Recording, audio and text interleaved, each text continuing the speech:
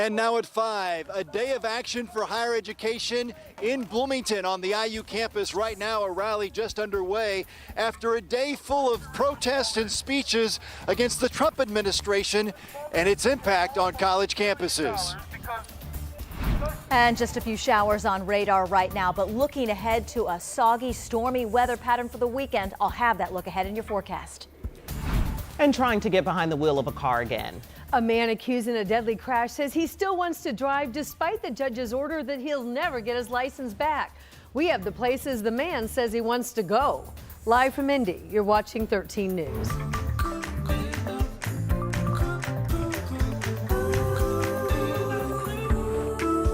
Tonight, college students, professors, and staff right here in central Indiana and across the country are taking part in a national day of action for higher ed. Right now, they are pushing back against what organizers say is, quote, escalating repression at home, end quote, from President Trump's administration. Our Rich Nye traveled south and spent the day at IU Bloomington for the event they hosted there. He joins us live as a protest begins tonight. What do you see in there now, Rich? How many people? Well, this rally is just underway, Felicia and Anne Marie, and there are probably at least 100 people here gathered on Dunn Meadow after an all-day event. We just marched over from Franklin Hall with this group. The message has been the same throughout the day. And what are we doing? My colleagues, co-workers, classmates. Events like this are happening on almost 200 college campuses across the country. We are fighting back. We are a coalition of faculty, students, staff, and community stakeholders. We represent the university wall to wall. Every day we learn and teach, research and debate, and hold together departments, dorms, and databases. We feel firsthand the injuries inflicted by the attacks on higher education. With music and speeches, the coalition hosted an all-afternoon fair for people to learn about their organizations. I have fought hard for 3 years to maintain the excellence of IU. A wide range of campus groups share a common concern about the impact of the Trump administration policies on college campuses and the IU administration not defending students and faculty. We can't afford to stay on the sidelines while academic freedom, freedom of speech, and DEI are under attack, while our fellow peers' student visas are being revoked.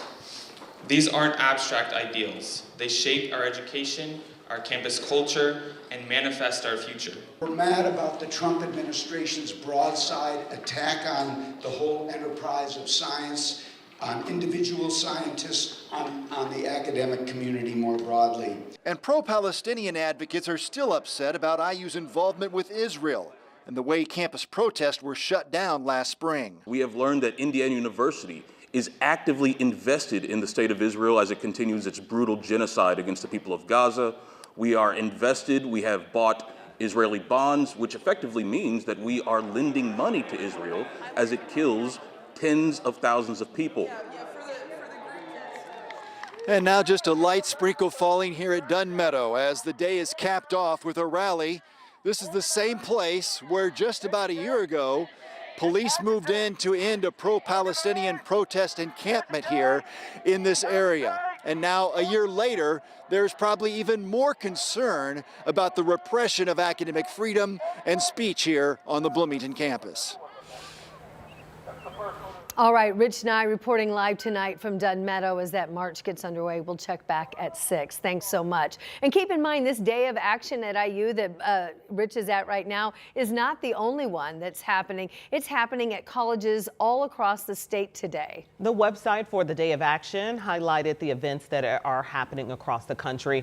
And when you zoom in on this map, you can actually see several locations in Indiana where there were events planned today. And they include the campuses of Purdue University in West Lafayette and Ball State University in Muncie.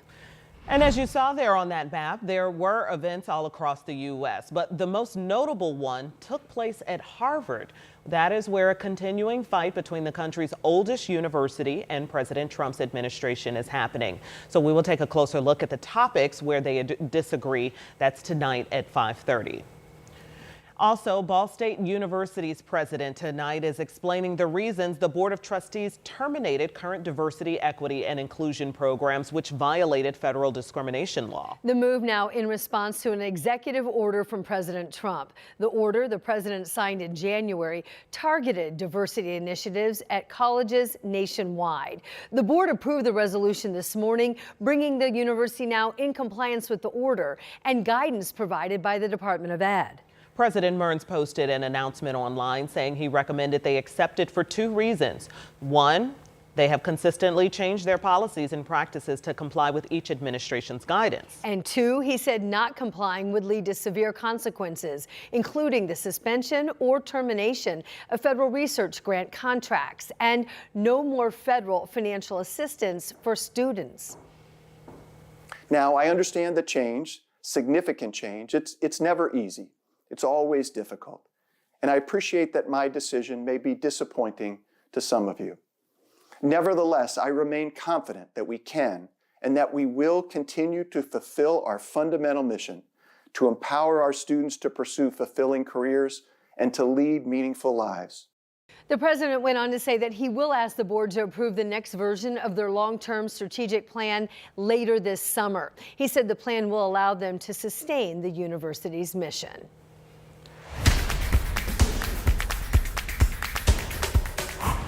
Developing tonight, an Indianapolis man charged with causing a deadly crash while intoxicated is trying to get a judge to allow him to drive again. The lawyers for Bradley Woods filed a petition for a specialized driving privileges permit. And it comes after about a week after a judge decided Woods would not be getting his driver's license back. The newly filed court documents show Woods wants to drive to and from work, to court, doctor appointments, church, and the gym. Woods is charged in the death of 20-year-old Avery May. The crash happened on the southeast side of Indy at the end of December in 2023. May's girlfriend, Riley White, was also in the car and suffered serious injuries. Tonight, Indianapolis Metro Police are trying to figure out what led to a deadly shooting just behind a bus stop. It happened around 1:30 this afternoon on West Morris near South Belmont. That's on the near southwest side. Officers tell 13 News they found the victim in critical condition, but he then later died at the hospital. Police also detained a person near the scene, but they have yet to say if this person they believe was involved in the shooting. Angela? Emory, a little warmer as expected today with highs in the 60s. Also as expected, we're tracking a few showers with live Doppler 13 radar. Nothing very heavy. In fact, a lot of this is falling apart across the central part of the state. Some steadier rain north and a few showers south. We'll dive into Marion County where we've got a few sprinkles. South into Johnson County, south toward Columbus, Seymour, and North Vernon. Hope as well. This is tracking off to the east, northeast, so heads up Shelbyville, Rushville, and Greensburg. Here's where we have some of the steadier rain from about Frankfort up to Monticello, moving into Logansport, Kokomo, and Tipton next. So a few showers this evening. You can see some rain-cooled air in the upper 50s where we have the rain. Everybody else well into the 60s right now. A few evening showers. Everyone will drop through the 50s over the next several hours, and then warm and windy. I have 80 degrees in that Friday forecast. All right, thanks so much, Angela.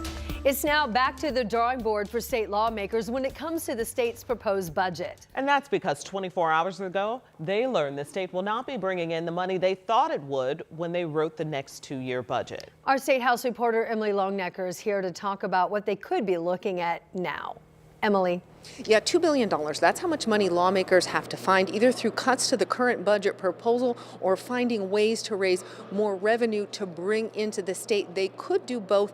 They've got about a week to figure it out, maybe a little longer if they push it all the way to the deadline on the 29th. If lawmakers choose to try and raise more money, they've got some options through what's referred to as the sin tax. In previous budget sessions, the House has supported raising the sales tax on tobacco products like cigarettes, but those measures have always been rejected by the Senate.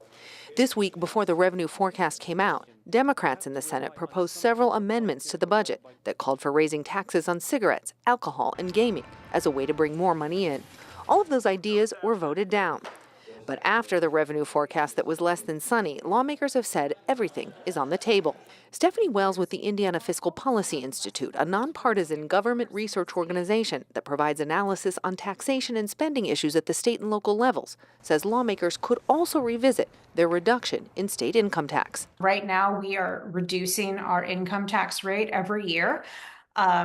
I think through 2029, and legislation passed, I believe, earlier in the session to continue that slow decline of our rate year over year. I think that is potentially going to be looked at. Yeah, I think everything's on the table.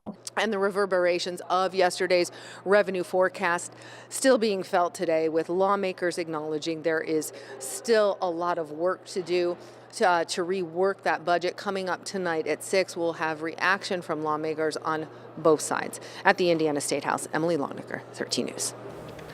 All right, Emily, thank you. And a bill which would welcome several Illinois counties which want to secede from the state of to Indiana, which want to come from Illinois to Indiana, is now headed to Governor Braun's desk. So we want to show you what this would look like. We have a map together. It shows more than 30 counties in Illinois.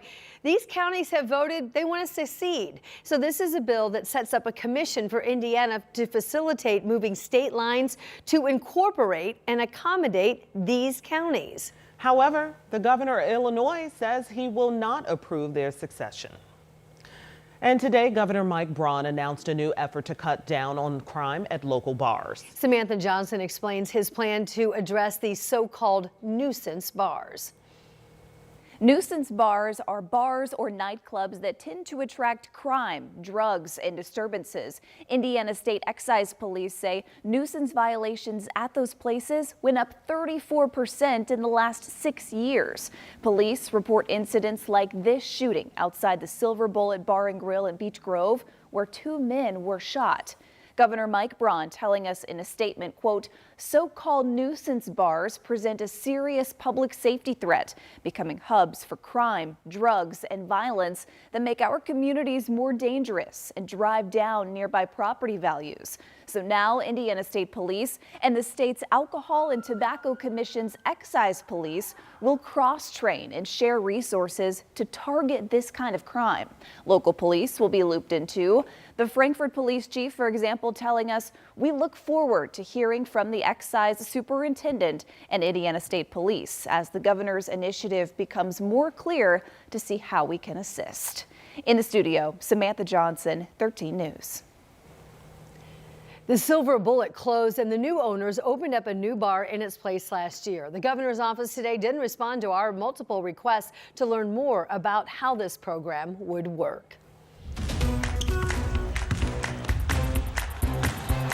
Well, we've got some great news for anyone hoping to catch some of the Indiana Fever games this upcoming season. Yes, WTHR proudly will once again be the local TV home of the Indiana Fever. And this year, we're going to have even more games, more opportunities for you to watch all the stars. Caitlin Clark, Aaliyah Boston, Kelsey Mitchell, DeWanna Bonner, Natasha Howard, and the rest, all of them, the whole roster, are going to be here on WTHR and also over on our sister station, MeTV. Yes, really exciting. So the team COO and GM, Amber Cox, joined us on 13 News at 4 to talk about this exciting partnership. And we got a chance to catch up with her after she was off air. Yeah, look, it's so important, and especially for our fans in Central Indiana. You know, we know there's so much excitement around this team. So to be able to partner in this way, multi-year, make this a destination for fans so they know where to go to watch Fever games is really, really important. Okay, everybody, we got you covered, all right? Here is a look at the schedule. You will see that 14 of the games free of charge here on Channel 13. 4 other games on MeTV, which is Channel 13.3, our sister station. It all starts with the May 20th game against Atlanta. I know this is a lot to absorb, so if you want to take a closer look at the schedule or check out where you can watch them, all you have to do is easily scan this QR code on your screen, and it'll take you to the full schedule. Everything you need to know, the times, locations, WTHR.com/fever.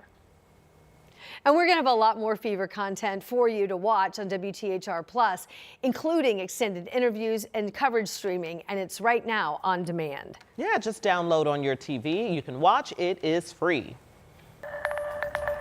There is yet another arrest now tied to the investigation of the former sheriff in Clark County, Jamie Knoll. The other former sheriff now facing charges tonight. Plus, resentencing the Menendez brothers. That hearing now underway in LA. But first, we do have breaking news, an update on a deadly school shooting. What Florida State University students witnessed as a shooter terrorized their campus. Next.